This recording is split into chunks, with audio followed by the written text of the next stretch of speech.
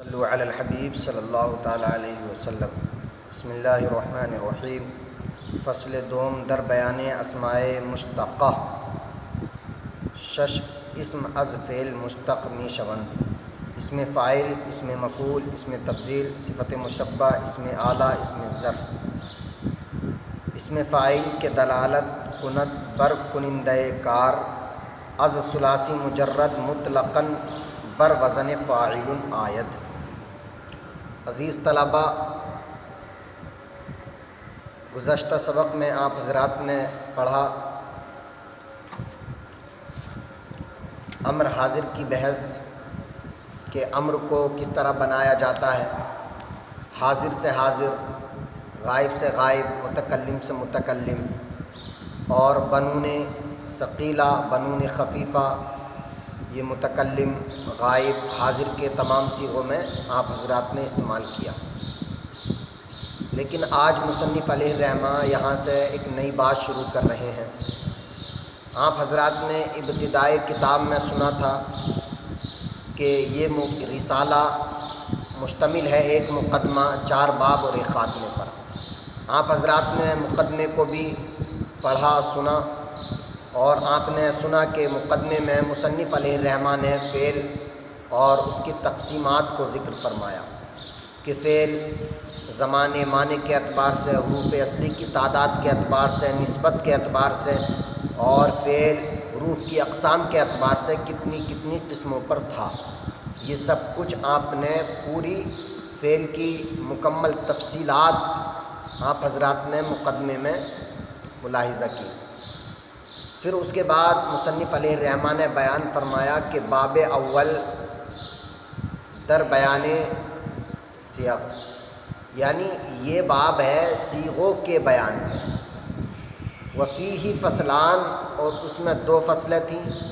الفصل الاول اسماء الافعال، تصریفات الافعال۔ تو پہلی فصل کیا تھی؟ اسماء افعال کے بیان میں تھی، یعنی صیغوں کے بیان میں تھی، فعل کے تعلق سے تھی پہلی فصل، جس میں فعل کی مکمل تفصیل اور اس کی گردانیں، اس کے صیغوں کو ہم نے پڑھا۔ اب مصنف علیہ الرحمہ یہاں سے فصل ثانی کا ذکر فرما رہے ہیں۔ دیکھیں کتاب کے اندر فرماتے ہیں فصل دوم در بیان اسماء مشتقہ۔ فصل دوم ہے، یعنی دوم پڑھیں اس کو، اردو میں دوم۔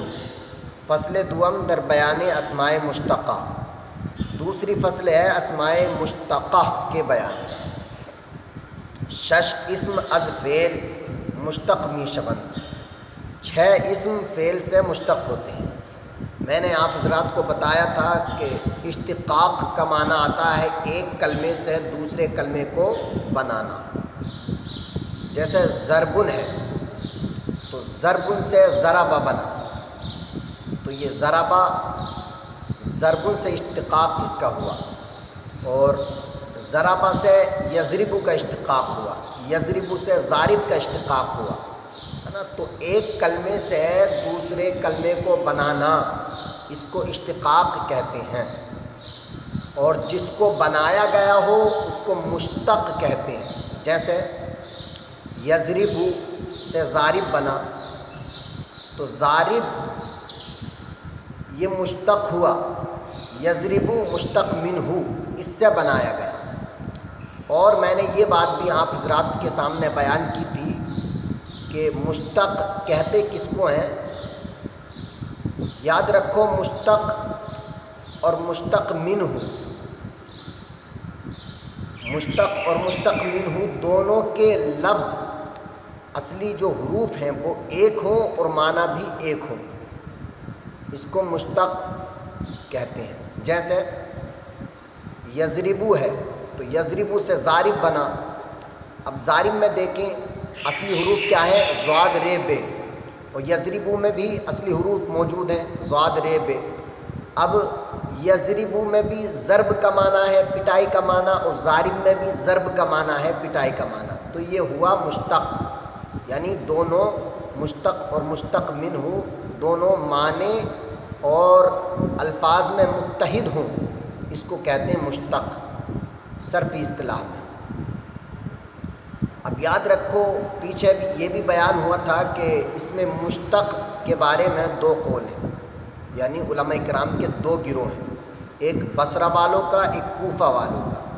یہاں پر جو مصنف علیہ الرحمہ اس میں مشتق اور تمام اسماء مشتقہ کی جو تقسیم کر رہے ہیں وہ بصرہ والوں کے مذہب کے مطابق کر رہے ہیں، اور میں نے بتایا تھا کہ بصرہ والوں کے نزدیک جو مشتق ہوتا ہے وہ مستخرج من المصدر ہے، یعنی جو چیز مصدر سے نکلے وہ مشتق ہوتی ہے بصرہ والوں کے نزدیک۔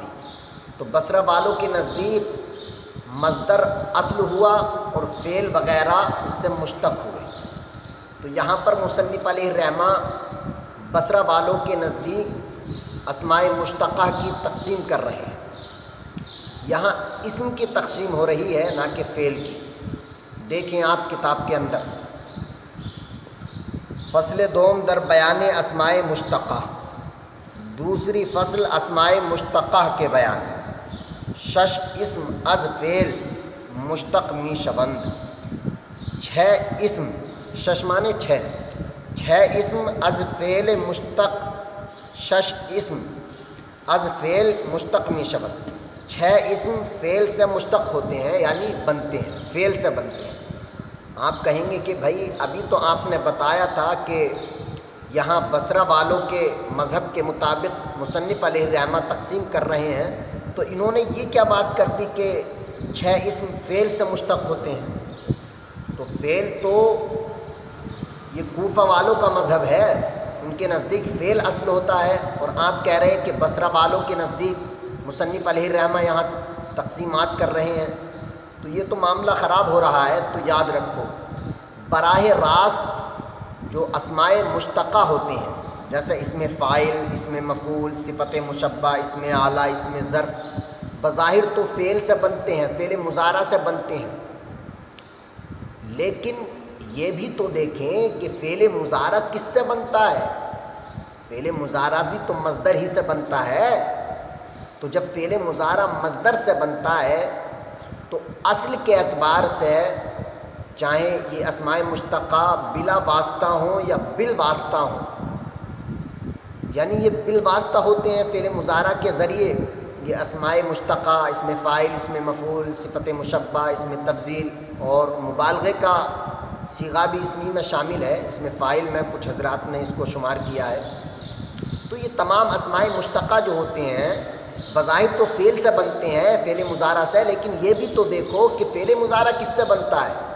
تو حقیقتاً اور اصلاً یہ مشتق فعل ہی سے ہیں، نہیں بلکہ مصدر سے ہیں، اور مصدر سے جو بحث کرتے ہیں کہ وہ بصرہ والے کرتے ہیں، یعنی مصدر جو ہے ان کے نزدیک وہ اصل ہے۔ تو اب فعل وغیرہ بھی اسماء مشتقہ میں داخل ہونی چاہیے اس کے مطابق۔ تو یاد رکھو یہاں پر جو ہے اسم کی بحث ہے، فعل کی بحث نہیں ہے۔ اگر فعل کی بحث ہوتی تو فعل کو بھی مشتقات میں سے شمار کیا جاتا، تو یہاں پر اسم کی بحث ہے۔ اس وجہ سے مصنف علیہ الرحمہ نے کہا کہ چھ اسم ہیں جو فعل سے مشتق ہوتے ہیں، بظاہر تو فعل مضارع سے مشتق ہوتے ہیں، لیکن فعل مضارع کو بھی تو دیکھو وہ کس سے مشتق ہوتا ہے؟ وہ فعل سے مشتق ہوتا ہے۔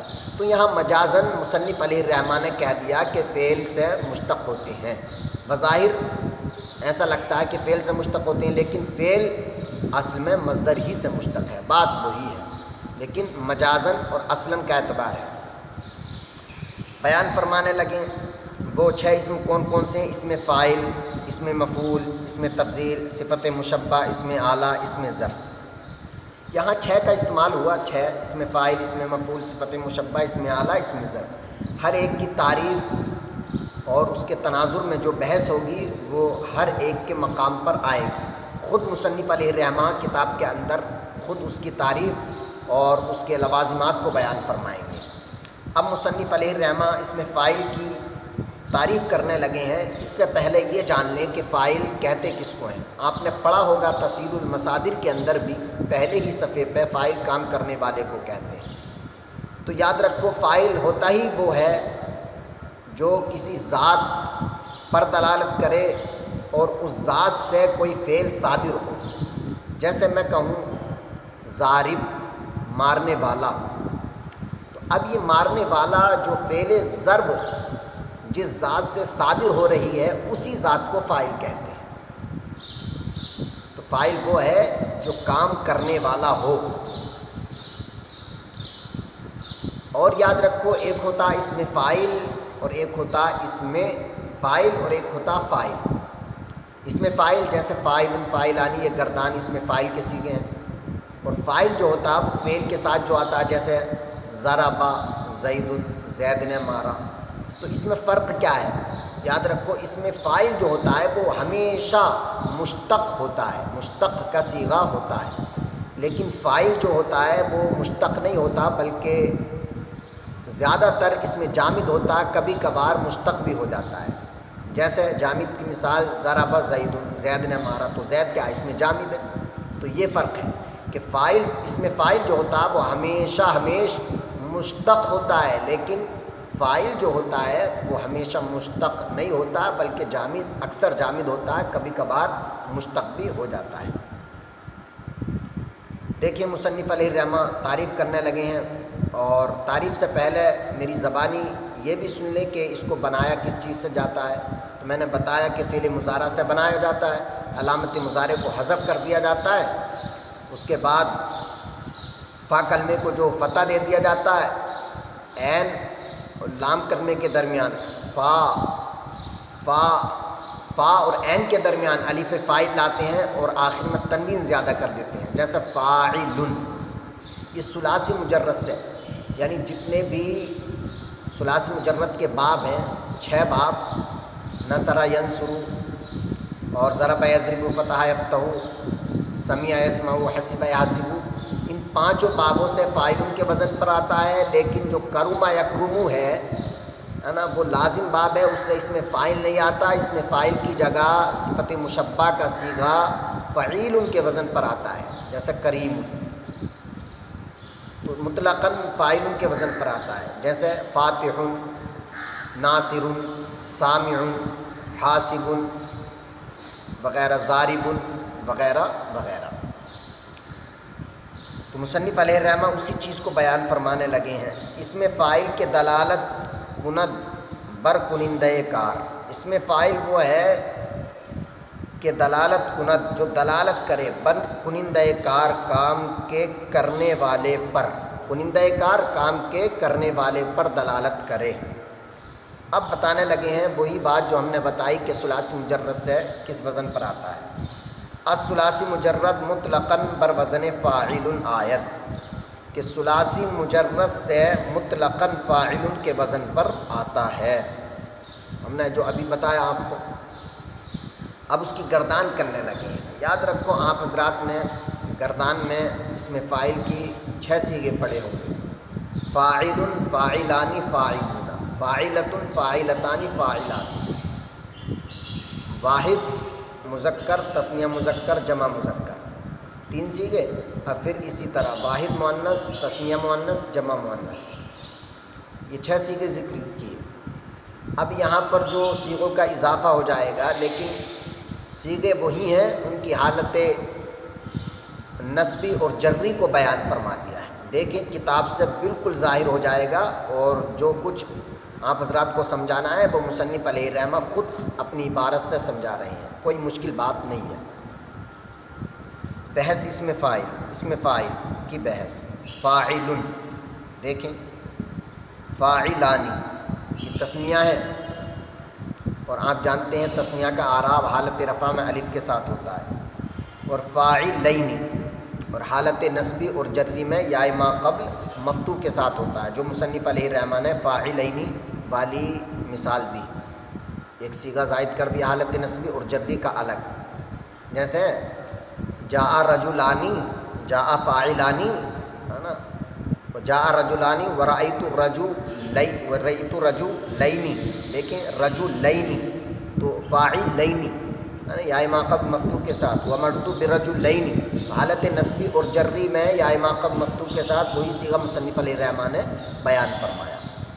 اور فاعلون یہ جمع کا صیغہ استعمال فرما دیا، فاعل فاعلانی فاعلین فاعلون فاعلین، دیکھیں مصنف علیہ الرحمٰن فاعلون حالت رفع میں جمع مؤنث جمع مذکر سالم کا اعراب جو ہوتا ہے وہ واو کے ساتھ ہوتا ہے، جیسے جاء مسلمون تو جاء فاعلون، جاء فاعلون، ورأیت فاعلین ومرت بفاعلین، جیسے جاء مسلمون ورأیت مسلمین ومرت بمسلمین، وہ حالت نسبی اور جری میں جمع کی مثال بیان فرما دی۔ فاعلۃ یہ تثنیہ کا صیغہ ہے، اب اسی طرح فاعلتان فاعلتین فاعلات، ہے نا، اس میں فاعل فاعل دوبارہ دیکھنے گردان کو، فاعل فاعلان فاعلین فاعلون فاعلین فاعلۃ فاعلتان فاعلتین فاعلات، یہ تثنیہ کا صیغہ ہے فاعلۃ سے، پھر فاعلتان یہ تثنیہ حالت رفع کی ہے، حالت نسبی اور جری کی ہے، فاعلات یہ جمع مؤنث ہے۔ اب خود بتانے لگے ہیں یہی بات جو میں نے آپ کے سامنے بیان فرمائی، تثنیہ بحالت رفع بالف آیت، تثنیہ حالت رفع میں الف کے ساتھ آتی ہے، جیسے فاعلان، ٹھیک ہے نا، وہ بحالت نصب وجر بیا، اور حالت نصبی اور جری میں یا کے ساتھ، کہ ما قبلش مفتوح بود، کہ اس کا ما قبل مفتوح ہوگا۔ تو دیکھیں آپ حالت نصبی اور جری میں تثنیہ کو، فاعلین تو حالت نصبی اور جری کی تثنیہ ہے، اور اس کا ما قبل کیا ہے، مفتوح ہے، اس پہ فتح ہے۔ ونون تثنیہ مکسور باشد، اور تثنیہ کا نون کیا ہے، مکسور ہوتا ہے، تو فاعلانی فاعلین فاعلین، ہے نا، یہ تثنیہ کا نون کیا ہے، ہمیشہ مکسور باشد، آپ نے پڑھا میزان میں بھی تثنیہ کا نون ہمیشہ مکسور ہوتا ہے۔ و جمع بحالت رفع بواو آیت، اور جمع حالت رفع میں واو کے ساتھ آتی ہے، یعنی جمع حالت رفع میں واو کے ساتھ ہوتی ہے، جیسے مسلمون فاعلون واو ہے نا۔ و بحالت نصب وجر، اور حالت نصبی اور جری میں یا کے ساتھ، یعنی جمع جو ہے حالت نصبی اور جری میں یا کے ساتھ، کہ ما قبلش مکسور باشد، کہ اس کا ما قبل مکسور ہوگا، جیسے فاعلین، تو فاعلین حالت نصبی اور جری کی جمع ہے، اس کا ما قبل کیا، مکسور ہے۔ ونون جمع مفتوح بود، اور نون جمع کا نون ہمیشہ مفتوح ہوتا ہے، یعنی جمع کا نون مفتوح ہوتا ہے، تثنیہ کا نون مکسور ہوتا ہے۔ اب اس میں مفعول کو ذکر کرنے لگے ہیں مصنف علیہ الرحمہ، اس میں مفعول کے دلالت کنت بر ذاتی کے، اس میں مفعول وہ ہے جو دلالت کرے اس ذات پر، اس ذات پر، کس ذات پر، کہ فعل بر او، یعنی او تھا اصل میں، تخفیف کے لیے الف کو حذف کر دیا، بر بے، اس میں مفعول وہ ہے جو دلالت کرے بر ذاتی کہ ایسی ذات پر کہ اس پر فعل واقع شدہ باشد، واقع ہوا ہو، جیسے ضرب زید عمرن، زید نے عمر کو مارا، تو فعل ضرب صادر ہوا زید سے، اب کس پر صادر ہوا، عمر پر، تو جو فعل واقع ہو کسی پر تو وہی مفعول ہوتا ہے، تو عمر کیا ہوا، مفعول ہوا، ضرب زید عمرن، زید نے عمر کو مارا، بالکل آسان ہے۔ اب اس میں مفعول ثلاثی مجرد سے بھی مفعول کے وزن پر آتا ہے، خود بتا رہے ہیں مصنف علیہ الرحمہ، الثلاثی مجرد بر وزن مفعول آیت، ثلاثی مجرد سے بر وزن مفعول کے وزن پر آتا ہے، یعنی اس میں مفعول مطلقاً ثلاثی مجرد سے مفعول کے وزن پر آتا ہے، اور غیر ثلاثی مجرد سے، یعنی ثلاثی مجرد کے علاوہ جو ابواب ہیں ان سے کس وزن پر آتا ہے وہ آپ کو معلوم ہے، اور جب ان کا موقع آئے گا تو وہاں پر آپ کو اس کے بارے میں بھی بتایا جائے گا، لیکن جس چیز کو مصنف علیہ الرحمہ بیان فرما رہے ہیں اسی چیز کو ہم بھی آپ کے سامنے بیان کر رہے ہیں۔ تو اس میں مفعول کا بنانے کا قاعدہ کیا ہے، یہ بھی فعل مضارع سے بنتا ہے، علامت مضارع کو حذف کر دیتے ہیں، میم مفتوح کے شروع میں لاتے ہیں، مفعول میم مفتوح کے شروع میں لاتے ہیں، عین اور لام کلمے کے درمیان واو مفعول لاتے ہیں، اور آخر میں تنوین زیادہ کر دیتے ہیں، مفعول، ہے نا، تو اس طرح اس میں مفعول بنایا جاتا ہے۔ اب اس پر اعتراض کہ بھائی میم مفتوح کیوں لاتے ہیں، میم مکسور کیوں نہیں لاتے، یا واو کیوں لاتے ہیں، دوسرا حرف کیوں اضافہ نہیں کرتا، تو یاد رکھو اس کے جواب تو بہت سارے ہیں، اور طلباء کی ذہنیت کے لیے اور ان کی ذہنیت کو پرکھنے کے لیے اساتذہ سوالات کرتے ہیں اور طلباء سوالات کرتے ہیں تاکہ بچے کا ذہن سوالوں کے ذریعے اور اچھا ہو جائے، تیز ترار ہو جائے بچہ۔ تو اس وجہ سے ہم اس کا ذہن سے اور یعنی سوالات کے جوابات دے دیتے ہیں، لیکن سب سوالوں کے جواب ایک ہے، سارے سوالات کے جواب ایک ہے جو میں آپ حضرات کے سامنے بیان کر رہا ہوں۔ سارے جتنے بھی سوالات ہوتے ہیں ان سوالوں کا جواب صرف یہ ہے کہ بھائی کلام عرب میں جو صیغہ جس طرح آ گیا اسی طرح ہم کو استعمال کرنا ہے، چاہے کوئی سی بھی زبان میں ہو۔ وہ الفاظ جو کسی زبان کے الفاظ مستعملہ ہوں ان میں ہم کو یہ اعتراض کرنے کا حق نہیں کہ بھائی یہ ایسا کیوں ہے، ایسا کیوں نہیں ہے، ایسا کیوں ہے، ایسا کیوں نہیں ہے، نہیں بھائی، بلکہ کوئی سی بھی زبان ہو ہم کو اس میں اعتراض کرنے کا حق ہی نہیں۔ سارے سوالات کا جواب اس جواب کے اندر جو میں نے آپ حضرات کے سامنے بیان کیا۔ تو یاد رکھیں مصنف علیہ الرحمہ بیان فرما رہے ہیں کہ الثلاثی مجرد پر وزن مفعول، ثلاثی مجرد سے مفعول کے وزن پر آتا ہے، بحث اس میں مفعول جیسے مفعول، مفعولان، مفعولون، مفعولین، مفعولون، مفعولین، مفعولۃ، مفعولتان، مفعولتین، مفعولات، اسی طرح صیغے بڑھا دی ہیں، لیکن آپ حضرات نے جس طرح میزان میں اور دیگر کتابوں میں گردان یاد کی ہے، رٹی ہے، اسی طرح یاد کریں۔ اگر اس کو اب یاد کرنے لگیں گے تو نہ وہ یاد رہے گی نہ یہ یاد رہے گی۔ ایک ہی طریقہ استعمال کر لیں گردانوں کو یاد کرنے کا، چونکہ ہر مصنف کی عادت ہے کہ وہ اپنی کتاب کو انوکھے انداز میں لکھتا ہے، تو مصنف علیہ الرحمہ نے بھی اسی کے پیش نظر اپنی کتاب میں جو گردانیں ذکر کی ہیں وہ صیغوں کو بڑھا دیا ہے، کسی نے گھٹا دیا ہے، کسی نے بڑھا دیا ہے، لیکن آپ حضرات کو ہی اصل صیغوں کو یاد رکھیں جو 6 صیغے اس میں فاعل کے آتے ہیں۔ امید ہے سبق سمجھ میں آ گیا ہوگا۔